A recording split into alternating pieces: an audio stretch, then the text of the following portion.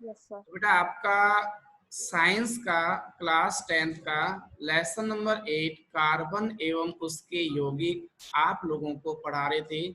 अब इसका lecture number 2 है। उस लेक्चर नंबर 2 में सबसे जो पहला पॉइंट आ रहा है वो आपका आ रहा है क्या, हाइड्रो कार्बन। कौन से कार्बन है बेटा, हाइड्रोकार्बन। हाइड्रोकार्बन, ठीक ना। सबसे पहले अपन क्या करेंगे, इस हाइड्रोकार्बन को परिभाषित करेंगे। तो ये बताओ कि मैंने आपके सामने स्क्रीन पर क्या लिख दिया, एच हाइड्रोजन। हाइड्रोजन, और बेटा ये क्या लिख दिया, सी कार्बन। कार्बन। अब मैं ऐसे बोल रहा हूँ, देखो ये हाइड्रोजन है और ये कार्बन है, तो हाइड्रोजन एवं कार्बन से मिलकर क्या बोल दिया बेटा, हाइड्रोजन एवं कार्बन से मिलकर, ठीक है ना। जिन यौगिकों का निर्माण होता है जिन यौगिकों का निर्माण होता है उसे क्या बोलते हो। हाइड्रोकार्बन। यहाँ तक क्लियर हो गया क्या। Yes sir. अच्छा बेटा एक बार वापस से आप परिभाषा दो, हाइड्रोकार्बन किसे कहा। हाइड्रोजन एवं कार्बन दोनों मिलकर जो यौगिक बनाते हैं उसे हाइड्रोकार्बन कहते हैं। बिल्कुल क्लियर। अपन मैं एग्जांपल दे रहा हूँ, मान लिया जाए कि मेरे पास में गुड़िया एक यौगिक है CH4। कौन सा यौगिक है। CH4। अच्छा अब बता, ये बताओ CH4 यौगिक में एक तो क्या पाया गया, हाइड्रोजन, और एक कौन सा परमाणु पाया गया, कार्बन। लेकिन यहाँ हाइड्रोजन परमाणु कितनी बार हैं, 4 बार। और कार्बन कितनी बार है, 1 बार। एक बार। लेकिन बेटा ये बताइए कि इस पूरे यौगिक में CH4 में कितने प्रकार के परमाणु पाए गए, एक या दो। 2। दो, कौन कौन से, एक तो हाइड्रोजन और दूसरा, कार्बन। अच्छा तो इसका मतलब ये जो यौगिक है आपका CH4 वो किस किस से मिलकर बना है, कार्बन से और हाइड्रोजन तो से। हाइड्रोजन और कार्बन से मिलकर बना है, तो CH4 को क्या बोलोगे, हाइड्रोकार्बन। हाइड्रोकार्बन। एक एग्जांपल और लें क्या। Yes sir. अब बेटा मैंने ये लिखा C2H6, क्या लिख दिया, C2H6। इस C2H6 में पुनः बताइए कितने प्रकार के तत्व हैं, एक 2 हाइड्रोजन है और दूसरा, कार्बन। हाइड्रोजन जो तत्व हैं वो संख्या में कितनी बार हैं, 6 बार। और कार्बन कितनी बार है बेटा। 2 बार। 2 बार। लेकिन ये बताइए इस C2H6 में कितने प्रकार के तत्व पाए गए, 2 प्रकार के। कौन कौन से हैं, हाइड्रोजन और कार्बन। और हाइड्रोजन और कार्बन से मिलकर के जो यौगिक बनता है उन यौगिक को वापस से क्या बोलोगे। हाइड्रोकार्बन। अच्छा तो C2H6 हाइड्रोकार्बन है या नहीं है, है। ठीक है। एक एग्जांपल और लिया बेटा मैंने, आपके स्क्रीन पर नजर आया C2H2, वापस से बताइए C2H2 में कितने प्रकार के तत्व हैं, 2 प्रकार के तत्व हैं, एक तो और हाइड्रोजन और एक तो वेरी गुड, हाइड्रोजन परमाणुओं की संख्या बेटा, 2। कार्बन परमाणुओं की संख्या। 2। तो ये जो C2H2 है, ये बताइए कि ये कौन कौन से परमाणु से मिलकर बना है, हाइड्रोजन और कार्बन से। तो C2H2 को बेटा क्या बोलोगे, हाइड्रोकार्बन। हाइड्रोकार्बन के नाम से जाना जाएगा, ठीक है। इसी के यस। साथ में गुड़िया एक एग्जांपल और लेता हूं मैं, ठीक है। ये बताइए C6H6, बेटा इसको बोलते हैं बेंजीन, क्या बोलते हैं, बेंजीन। तो ये बताओ, ये बेंजीन भी कौन कौन से परमाणुओं से मिलकर बना है? 2 से। कौन कौन से हैं, वापस से बोलना। हाइड्रोजन और कार्बन। अच्छा, अब इसमें संख्या बताओ बेटा, हाइड्रोजन की कितनी है 6। और कार्बन की? 6। तो ये जो C6H6 है वो किस किस से मिलकर बना है? हाइड्रोजन और कार्बन से। तो हाइड्रोजन और कार्बन से जब मिलकर बना है तो बताओ C6H6 को भी क्या बोलोगे? हाइड्रोकार्बन। हाइड्रोकार्बन के नाम से जाना जाता है। तो बेटा वापस से मैं पूछना चाहूंगा, आप 1 नंबर में परिभाषा आती है कि हाइड्रोकार्बन किसे कहते हैं, तो यहाँ से ऊपर से देखकर परिभाषा दो देखा। हाइड्रोजन एवं कार्बन मिलकर जो यौगिक बनाते हैं उसे हाइड्रोकार्बन कहते हैं। वेरी गुड, क्लियर हो गई ये टॉपिक, आगे बढ़े। Yes sir. ठीक है, अब बेटा आता है हाइड्रोकार्बन का वर्गीकरण पढ़ेंगे अपन। किसका वर्गीकरण पढ़ेंगे? हाइड्रोकार्बन का तो वर्गीकरण। हाइड्रोकार्बन का जो वर्गीकरण है उसको 2 भागों में वर्गीकृत किया आपकी 10th क्लास में। हाइड्रोकार्बन को कितने भागों में बांटा बेटा? 2 भागों में। 2 भागों में बांटा गया, ठीक है ना। अभी 2 भाग सर कौन कौन से हैं वो मैं आपको बताता हूँ, ठीक है। तो सबसे पहला जो भाग है वो आपका दिया गया है अपने पास में, विवर्त श्रृंखला युक्त यौगिक। कौन से यौगिक बोला बेटा? विवर्त श्रृंखला युक्त यौगिक। अच्छा, उसी के साथ जो दूसरा भाग दिया वो विवर्त की बजाय उसका नाम दे रखा है संवर्त। क्या दे रखा है? संवर्त। संवर्त श्रृंखला युक्त यौगिक। एक का नाम विवर्त है, दूसरे का नाम क्या है? संवर्त। संवर्त है। जो विवर्त श्रृंखला युक्त यौगिक हैं, कौन से यौगिक बेटा? विवर्त श्रृंखला युक्त यौगिक। इनको अचक्रीय हाइड्रोकार्बन के नाम से भी जाना जाता है। कौन से हाइड्रोकार्बन? अचक्रीय हाइड्रोकार्बन के नाम से भी अच्छा, जाना जाता है। तो ये अचक्रीय कहलाए और संवर्त वाले क्या कहलाएंगे अचक्रीय के बजाय? चक्रीय। चक्रीय हाइड्रोकार्बन के नाम से भी जाना जाता है। तो सबसे पहले वापस से बताइए कि जो आपका हाइड्रोकार्बन है बेटा, क्या बोला मैंने? हाइड्रोकार्बन उसको कितने भागों में बांट दिया आप लोगों ने? 2 भागों में। 2 भाग बेटा, कौन कौन से हैं? विवर्त श्रृंखला युक्त और दूसरा संवर्त श्रृंखला युक्त। ठीक है, अब मैं वापस से विवर्स जो श्रृंखला युक्त यौगिक है, कौन सा बता रहा हूँ, विवर्स श्रृंखला युक्त विवर्त यौगिक श्रृंखला। को उन्हें 2 भागों में बांटा जाता है। किसको? विवर्त श्रृंखला युक्त को हाँ, उनको कितने भागों में बांट दिया? 2 भागों में। 2 भागों में बांटा जाता है, ठीक है। अच्छा, मैं ये बताइए कि बेटा अभी थोड़ी देर पहले हमने पढ़ा कि जो हाइड्रोकार्बन है उस हाइड्रोकार्बन को 2 भागों में बांटा गया है, ठीक है। एक नाम बताया आपने, इस गुड़िया ने बताया था, विवर्त श्रृंखला युक्त, और दूसरा कौन सा है? इनवर्त श्रृंखला युक्त। हाँ, अब सुनो, जो विवर्त श्रृंखला युक्त यौगिक है उस विवर्त श्रृंखला युक्त यौगिकों को उन्हें कितने भागों में बांटा है? 2 भागों में। कितने भागों में? विवर्त श्रृंखला युक्त यौगिकों को उन्हें 2 भागों के अंदर अपन विभाजित करते हैं। थोड़ा सा मैं और आगे बढ़ता हूँ, तो एक काम कीजिए अपने पास में, अब मैं अनम्यूट का ऑप्शन दे रहा हूँ। पूजा, पूजा देखो बेटा, आपके पास ऑप्शन आया? Yes sir. अच्छा, अब बेटा ये बताओ कि जो विवर्त श्रृंखला युक्त यौगिक हैं उस विवर्त श्रृंखला युक्त हाँ, यौगिक को कितने भागों में बांट दिया? 2 भागों में। 2 भागों में। तो एक कहलाता है बेटा संतृप्त हाइड्रोकार्बन। क्या बोल दिया मैंने? संतृप्त हाइड्रोकार्बन। और दूसरे के लगा दो असंतृप्त। दूसरे के क्या लगा दिया? असंतृप्त हाइड्रो। असंतृप्त। H/C का मतलब है हाइड्रोकार्बन। क्या है? हाइड्रोकार्बन।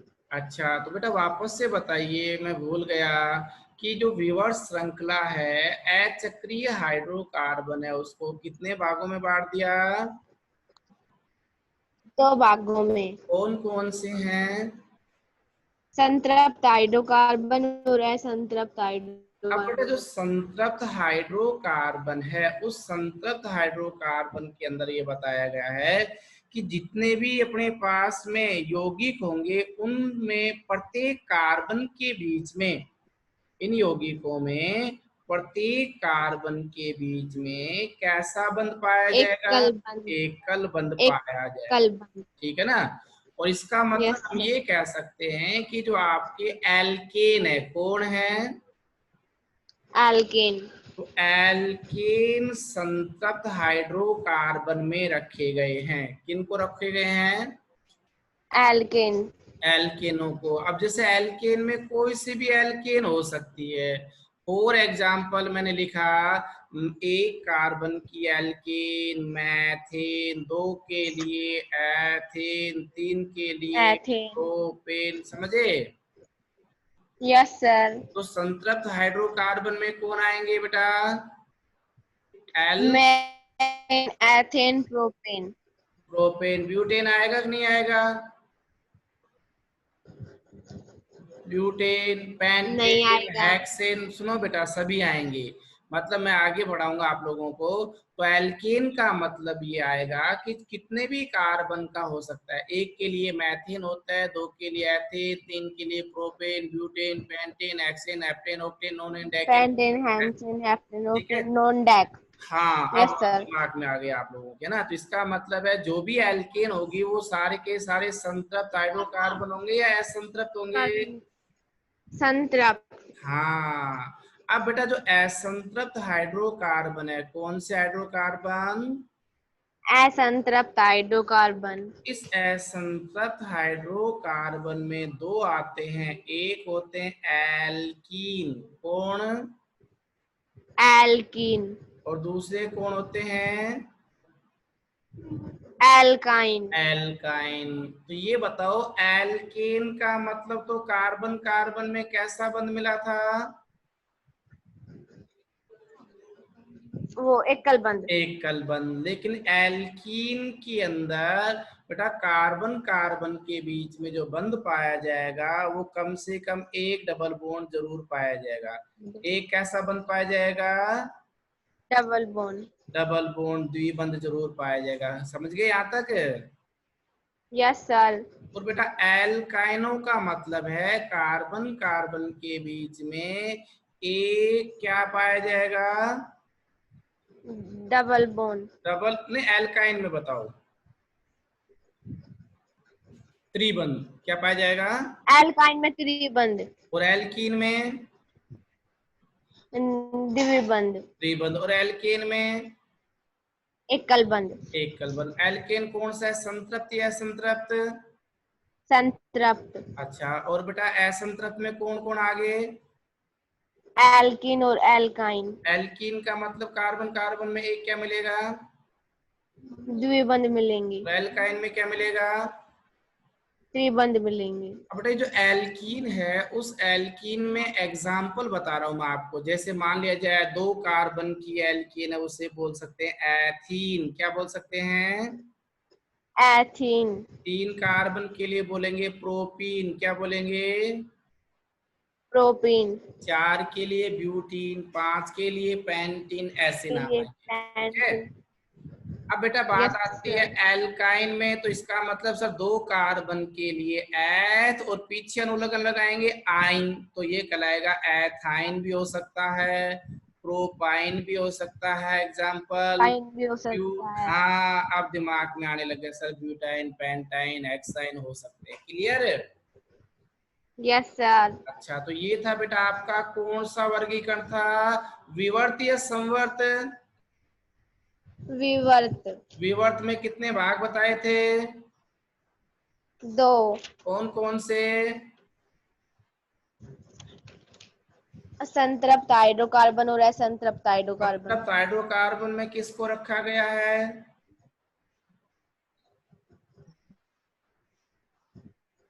मेथेन, एथेन, हाँ एल्केन बोल दो, कॉमन आ गया सब। और असंतृप्त में कौन आते हैं बेटा?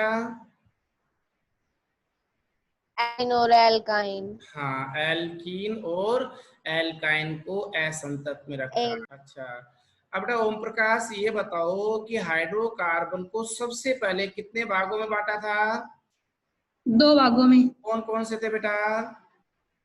विवर्त श्रृंखलायुक्त, सर्वर्त श्रृंखलायुक्त। ठीक है, अब अपन संवर्त पे पढ़ेंगे। अब कौन सा पढ़ेंगे? संवर्त। और संवर्त का दूसरा नाम क्या है? चक्रीय हाइड्रोकार्बन। कौन से हैं? चक्रीय हाइड्रोकार्बन। ठीक है बेटा, है ना। अब जो आपका जो संवर्त है, संवर्त श्रृंखला युक्त को, इनको भी पुनः 2 भागों में बांटा गया है। इनको कितने भागों में बांटा गया है? 2 भागों में। 2 भागों में बांटा गया है। अब मैं बताता हूँ 2 कौन कौन से हैं। एक का नाम दिया जाता है बेटा एलिसाइक्लिक। क्या बोला मैंने? एलिसाइक्लिक। एलिसाइक्लिक यौगिक। ठीक है सर।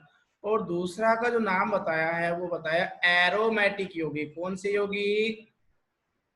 एरोमेटिक यौगिक। एरोमेटिक यौगिक। एक तो हो गया आपके एलिसाइक्लिक और दूसरे एरोमेटिक यौगिक। हाँ, तो ये संवर्त के हैं या विवर्त के हैं? संवर्त। संवर्त का मतलब बेटा चक्रीय के या अचक्रीय के? चक्रीय। हाँ। अब सुनो, जो एलिसाइक्लिक यौगिक है, कौन से यौगिक हैं? एलिसाइक्लिक यौगिक। एलिसाइक्लिक यौगिकों को बेटा अगर जलाया जाता है, इन यौगिकों को क्या किया जाए? जलाया जाए। तो ये बिना धुएं के साथ जलते हैं। किसके साथ जलते हैं? बिना धुएं के साथ। इसमें धुआं निकलता है कि नहीं निकलता? नहीं निकलता। नहीं निकलता। जबकि अपना एरोमेटिक यौगिक वो किसके साथ जलेंगे? धुएं के साथ। धुएंदार ज्वाला के साथ जलते हैं। अब मैं आप लोगों को इसको एग्जाम्पल और बता देता हूँ। एलिसाइक्लिक यौगिक में आपका जो उदाहरण दिया गया है, कौन से यौगिक में? एलिसाइक्लिक यौगिक में। हाँ, एलिसाइक्लिक यौगिक में आपकी बुक में दिया गया होगा साइक्लोहेक्सेन। क्या नाम बताया मैंने? साइक्लोहेक्सेन। ये कैसा यौगिक है? एरोमेटिक या एलिसाइक्लिक? साइक्लोहेक्सेन किसका उदाहरण है? एलिसाइक्लिक का या एरोमेटिक का? एलिसाइक्लिक का। हाँ, जबकि एरोमेटिक यौगिक में उदाहरण दे रखा है बेटा बेंजीन। कौन है? बेंजीन। यहाँ तक क्लियर हो गया क्या? Yes sir. ठीक है, तो अब मैं आपको बेटा क्या करता हूँ, म्यूट कर। अच्छा युवराज बेटा ये बताओ कि आप लोगों को मैंने बताया हाइड्रोकार्बन का वर्गीकरण। क्या बताया फिलहाल? हाइड्रोकार्बन का वर्गीकरण। अच्छा तो बेटा हाइड्रोकार्बन का जो वर्गीकरण है वो कितने भागों में किया हुआ है? सबसे पहले 2 भागों में। 2 भागों में किया हुआ है। पहला वर्गीकरण कौन सा है? विवर्त श्रृंखला युक्त। दूसरा? संवर्त श्रृंखला युक्त। विवर्त का दूसरा नाम क्या है? अचक्रीय। अच्छा, संवर्त का? चक्रीय। वो जो आपका जो विवर्त है उसको पुनः कितने भागों में बांट दिया? 2 भागों में। कौन सा है? संतृप्त और असंतृप्त। संतृप्त में किसे रखा गया है?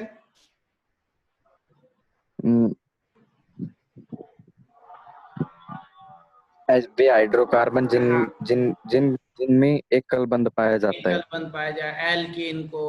जबकि असंतृप्त को पुनः कितने भागों में बांट दिया? क्या सर? असंतृप्त हाइड्रोकार्बन को कितने भागों में बांटा?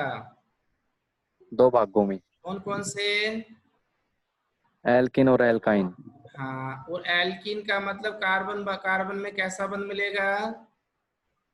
Double bond. और एल्काइन का मतलब? कार्बन कार्बन में ट्रिपल बॉन्ड। हाँ। अब बेटा संवर्त जो श्रृंखला युक्त दूसरा वर्गीकरण कौन सा है? संवर्त। नितेश आप बताओ बेटा, जो संवर्त श्रृंखला युक्त यौगिक है कौन से?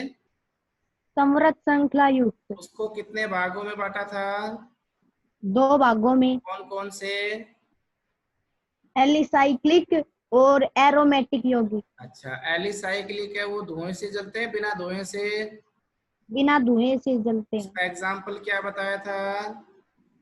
साइक्लोहेक्सेन। एरोमेटिक है वो कैसे जलते हैं? धुएंदार धुएं के साथ। उसका एग्जाम्पल क्या था? बेंजीन। अच्छा, तो बेटा ये आपका था class 10 science RBSC board lesson number 8 carbon एवं उनके यौगिक का पॉइंट कौन सा? हाइड्रोकार्बन का वर्गीकरण। क्लियर हो गया सभी को?